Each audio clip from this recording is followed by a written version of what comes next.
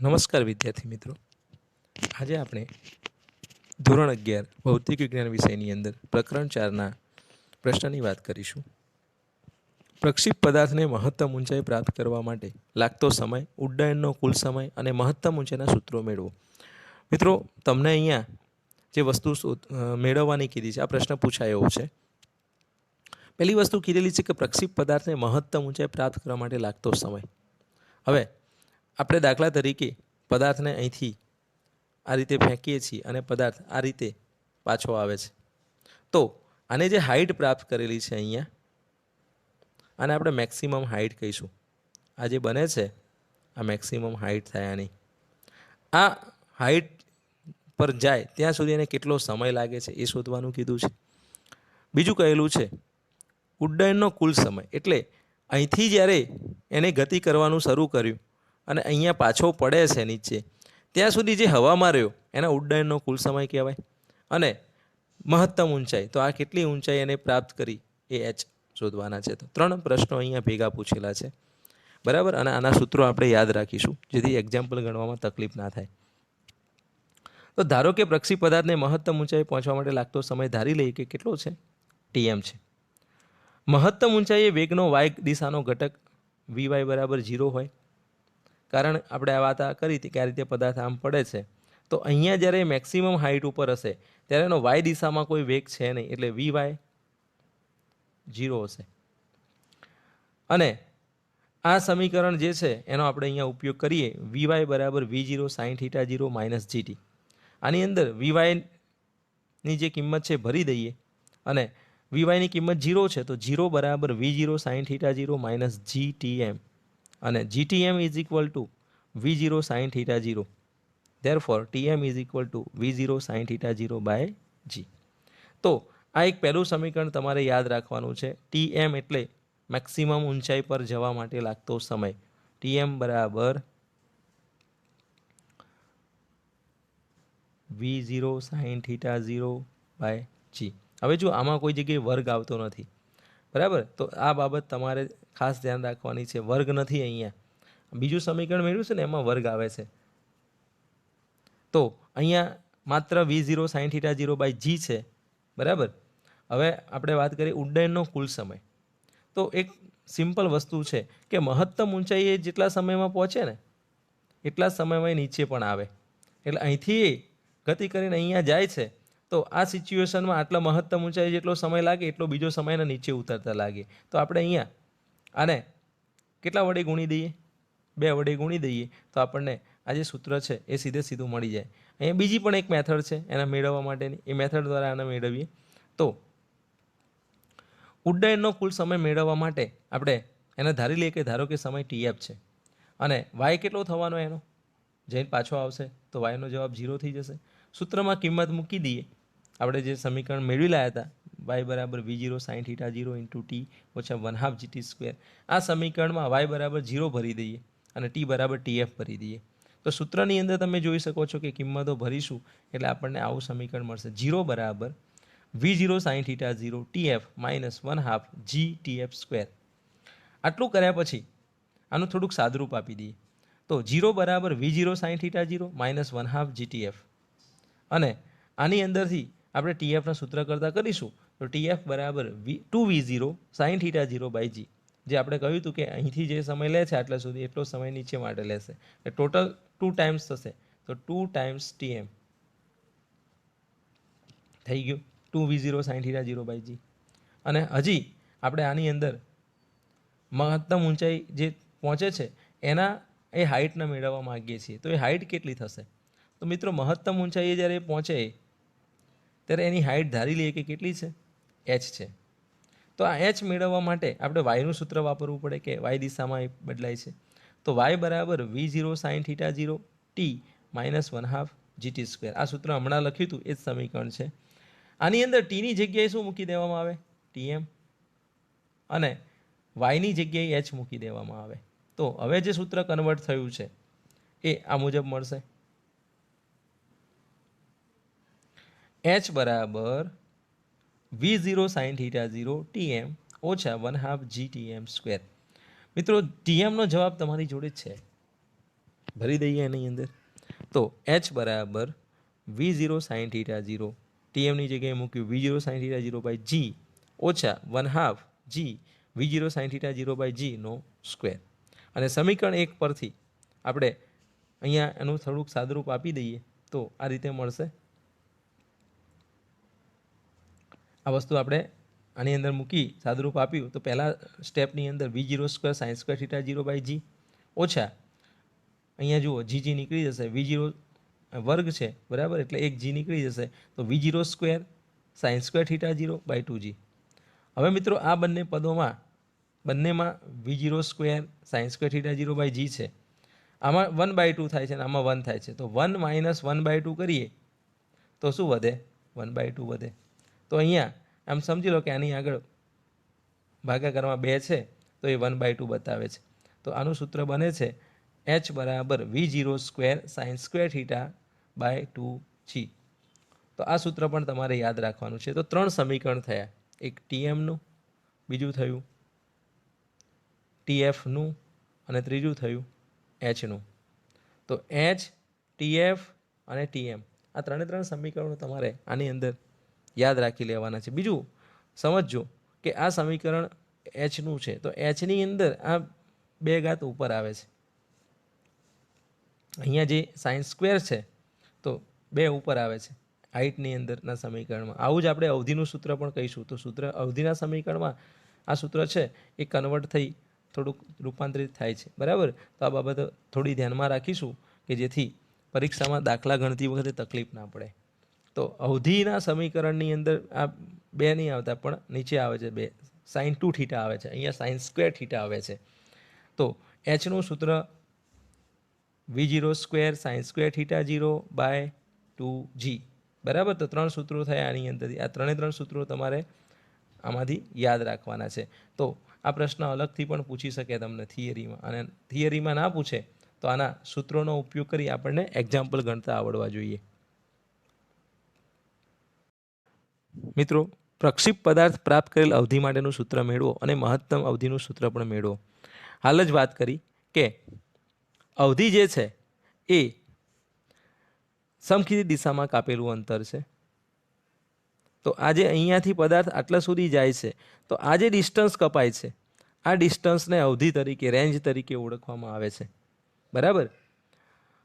આ જે હાઇટ મળતી એને મહત્તમ ઊંચાઈ કીધી હતી, પણ આ જે સમખીતી દિશામાં અંતર કપાયું એને રેન્જ આર તરીકે અથવા અવધિ તરીકે ઓળખવામાં આવે છે. એટલે પ્રક્ષિપ પદાર્થે પોતાની પ્રારંભિક સ્થિતિમાંથી અંતિમ સ્થિતિ સુધી પહોંચતા સમખીતી દિશામાં કાપેલ કુલ અંતરને તેની અવધિ આર કહે છે. અવધિ જેટલું અંતર કાપતા પ્રક્ષિપ પદાર્થને જે સમય લાગે છે એ કેટલો હશે? તો જેટલો સમય હવામાં રહ્યો એટલું અંતર એને કાપ્યું હશે. કોઈપણ સમયે પ્રક્ષિપ પદાર્થના એક્સ યામના સમીકરણમાં એક્સ બરાબર આર અને ટી બરાબર ટીએફ મૂકી દેવામાં આવે તો એક્સ બરાબર V0 cos θ 0 ઇન્ટુ ટી થાય અને આર બરાબર V0 cos θ 0 ઇન્ટુ ટીએફ લખાય બરાબર. કારણ કે એક્સ બરાબર આર લખી દેવાનું થાય અને ટી બરાબર ટીએફ મૂકી દેવાનું થાય. તો આ સિચ્યુએશનમાં શું બનશે? V0 cos θ 0 into TF. હવે ટીએફનો જવાબ તમને યાદ હોવો જોઈએ, ના યાદ હોય તો તમારે મેળવવો પડે. એટલે અહીંયા અગાઉ જે મેં તમને થિયરીની વાત કરી એમાં ટીએફ યાદ રાખવાનું કીધું હતું. તો એનો જવાબ છે 2V0 sin θ 0 બાય જી. આ કિંમત આ ટીએફની જગ્યાએ ભરી દઈએ તો આ સમીકરણ આ રીતે કન્વર્ટ થશે. V0 cos θ 0 ગુણ્યા 2V0 sin θ 0 બાય જી. હવે મિત્રો આ સમીકરણ કન્વર્ટ થયા પછી આનું થોડુંક સાદુરૂપ આપીએ તો જોઈ શકાય છે કે ભાગાકારમાં જી રહેશે, ઉપર શું વધશે?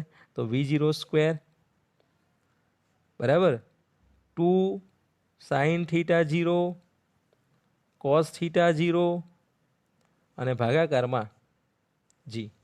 હવે આગળ આપણે આવું ભણ્યા કે 2 sin θ 0 cos θ 0 હોય તો એ sin 2 θ બને, sin 2 θ.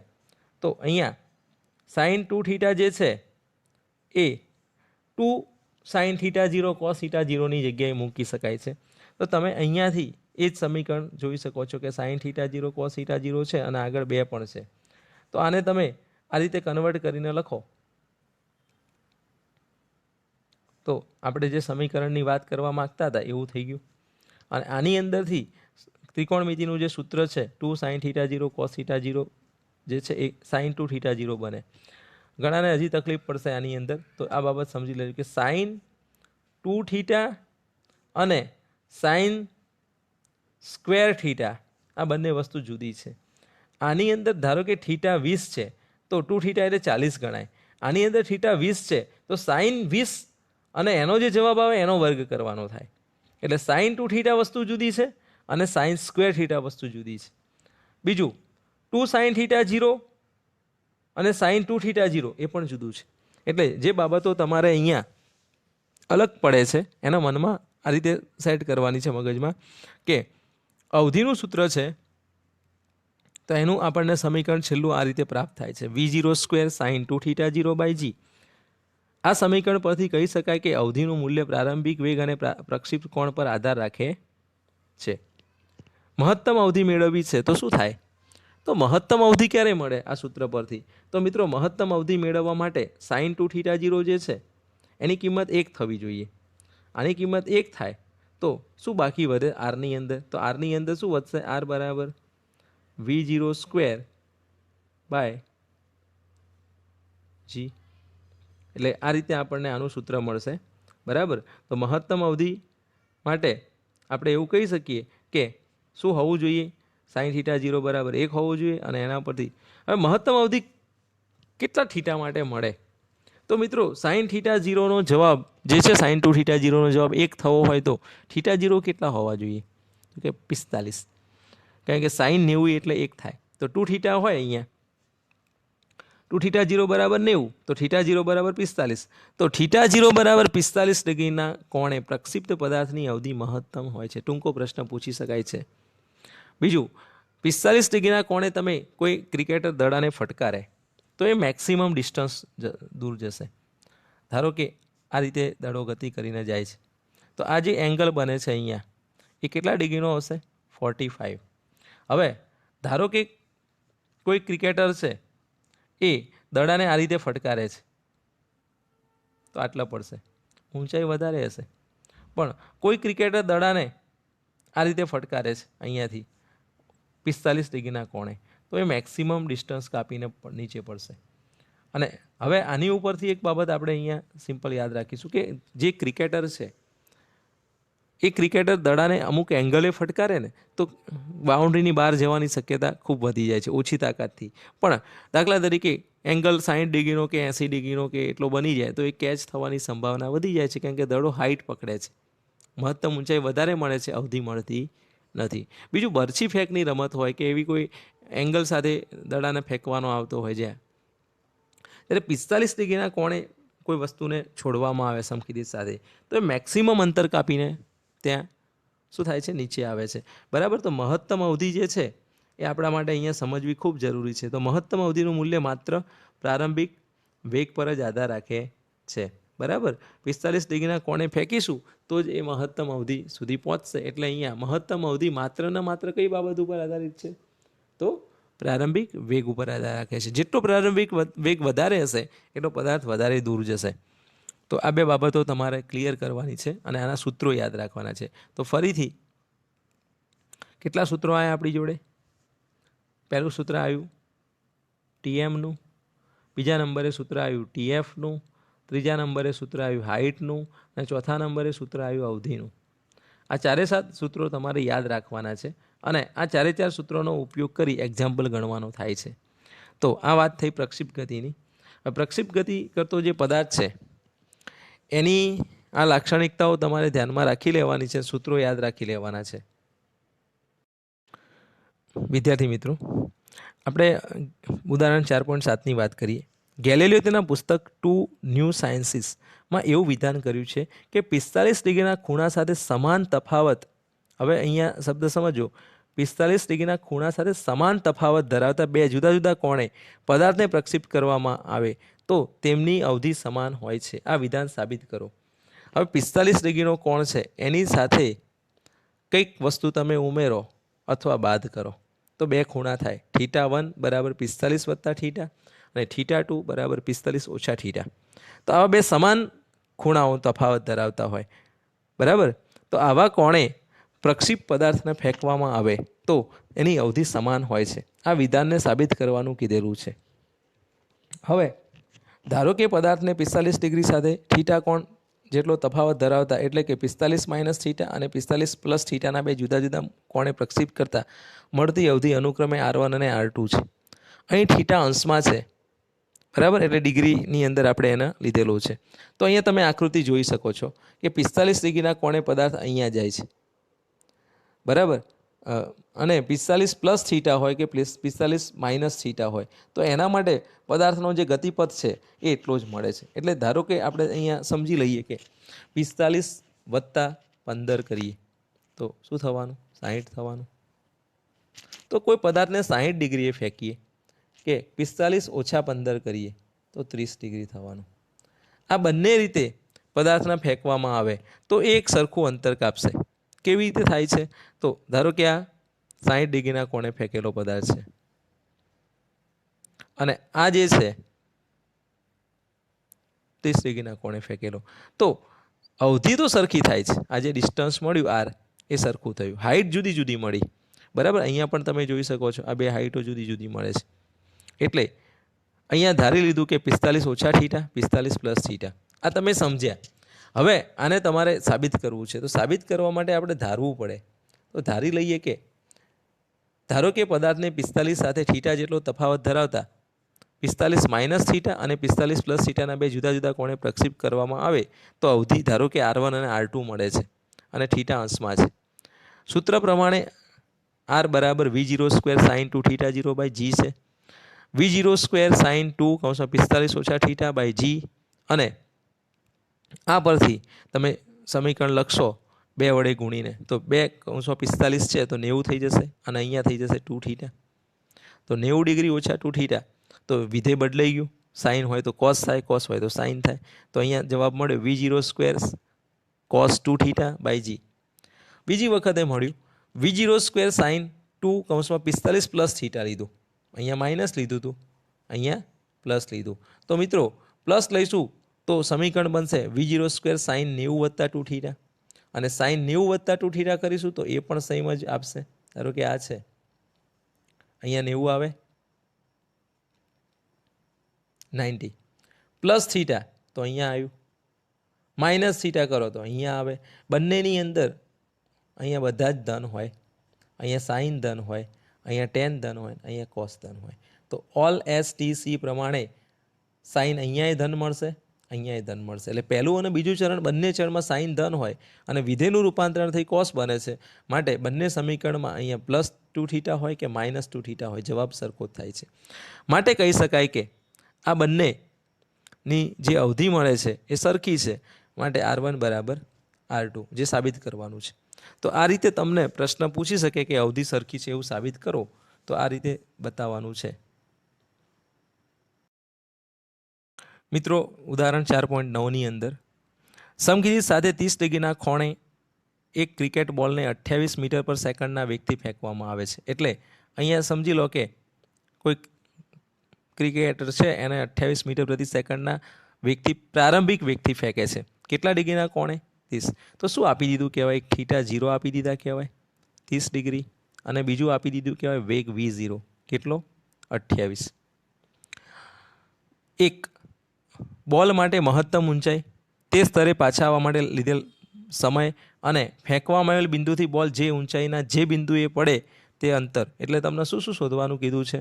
તો શોધવાનું કીધું છે એની અંદર આવશે એક મહત્તમ ઊંચાઈ એટલે h, તે સ્તરે પાછા આવવા માટે લાગતો સમય એટલે એને TF કહેવાય, અને છેલ્લે કીધેલું છે કે ફેંકવામાં આવેલ બિંદુથી બોલ તે જ ઊંચાઈના જે બિંદુએ પડે તે બિંદુના અંતર એટલે અહીંયા R અવધિ. H, TF અને R શોધવાના છે. ચલો સૌથી પહેલાં તો સૂત્રો યાદ રહેવા જોઈએ. મહત્તમ ઊંચાઈનું સૂત્ર છે V0² sin² θ 0/2g. મહત્તમ ઊંચાઈ અને અવધિના સમીકરણમાં થોડુંક ડિફરન્ટ છે, બરાબર સમજી લેજો. અહીંયા અવધિનું સૂત્ર લખીશું તો એ અવધિના સમીકરણની અંદર તમે જોઈ શકો છો કે V0² sin 2 θ 0/g છે, અને આ સમીકરણની અંદર V0² sin² θ0/2g છે. એટલે આને તમે આ રીતે સમજી લો કે V0² તો બંનેમાં આવ્યા. હવે અહીંયા હું sin2θ0 લખીશ તો ભાગાકારની અંદર અહીંયા 2 નીચે છે, થીટાની જોડે છે, તો ભાગાકારમાં એકલો g આવશે. અને મહત્તમ ઊંચાઈના સૂત્રની અંદર અહીંયા વર્ગ છે, θ0 જોડે 2 નથી, માટે ભાગાકારમાં 2. આ સૂત્ર તમારે યાદ રાખવા માટેની મેથડ છે. બાકી તમે 5 વખત લખીને તૈયાર કરો, યાદ રહી જાય તો આની કોઈ જરૂર છે નહીં, પણ ભૂલ થવાની સંભાવના આગળ જતા રહે છે. તો સૌથી પહેલું મહત્તમ ઊંચાઈ શોધવાનું કીધું છે. તો શાની જરૂર પડે? તો કે θ0ની, V0ની અને જીની. જી ખબર છે 9.8 છે, θ0 30 આપેલા છે, તો આ સૂત્રમાં કિંમત ભરી દી 28નો વર્ગ. બીજું સમજવાનું છે અહીંયા કે એકમો જોઈ લેવાના. તો એકમો એસઆઈ પદ્ધતિમાં હોવા જોઈએ. તો વેગ મીટર પ્રતિ સેકન્ડમાં આપેલો છે 28, તો 28નો વર્ગ sin² 30 અને 2 × 9.8. હવે વિદ્યાર્થીઓને અહીંયા ભૂલ થાય છે. sin 30નો જવાબ મોટાભાગના આવડતો હોય છે. sin 30 એટલે કેટલા થાય? તો 1/2. હવે આ 1/2 જે છે એનો વર્ગ કરવાનો છે, sin² છે ને એટલા માટે, તો એનો જવાબ 1/4 લખીશું. તો sin² 30નો સીધો જવાબ 1/4 અહીંયા લખાઈ ગયો. 28નો વર્ગ 784 થયો અને 2 × 9.8. આ રીતે તમે આનું સાદુરૂપ આપશો તો 10 મીટર જવાબ પ્રાપ્ત થશે. તો પહેલો જવાબ પૂછેલો છે મહત્તમ ઊંચાઈ કેટલી? તો 10 મીટર. ત્યારબાદ ઉડ્ડયન સમય. તો હમણાં સમીકરણ મેળવ્યું એમાં ઉડ્ડયન સમય 2 વખત મહત્તમ ઊંચાઈ માટે લાગતા સમયની કિંમત છે. તો V0 sin θ0/g ના 2 વખત ગુણી દીધા, તો સૂત્ર થયું 2V0 sin θ0/g. અને એની અંદર કિંમતો ભરી દઈએ તો 2 × 28 × sin 30 ભાગ્યા 9.8. અને sin 30નો જવાબ 1/2 છે, માટે અહીંયા સમયનો જવાબ મળે છે 2.857. અને એને સાદુરૂપ આપીશું તો એ સાદુરૂપ જે છે એ તમને અહીંયા 2.9 સેકન્ડ મળે છે. તો 2.9 સેકન્ડ એ ઉડ્ડયનનો કુલ સમય થશે. અને છેલ્લો છે અવધિનું સૂત્ર. તો અવધિ R બરાબર V0² sin 2θ0/g, 28નો વર્ગ sin 60/9.8.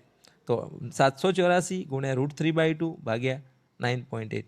એટલે અહીંયા આનું સાદુરૂપ આપીશું તો આપણને આ પ્રમાણે 784 × 1.732 ભાગ્યા 9.8 × 2, અને આનું કેલ્ક્યુલેટર ઉપર સાદુરૂપ આપશો તમે તો 69.28 એટલે કે 69 મીટર પ્રાપ્ત થશે. તો આમ 3 પ્રશ્નો તમારે સૂત્રાત્મક છે, સૂત્રો યાદ રાખવા જરૂરી છે. ના યાદ રહે તો એના મેળવવા પડે, પછી એનો ઉપયોગ કરવાનો થાય. તો આ રીતે આ પ્રશ્ન પણ તમને પરીક્ષામાં પૂછી શકાય એવો છે, અને તમારે તૈયાર કરવાનો છે.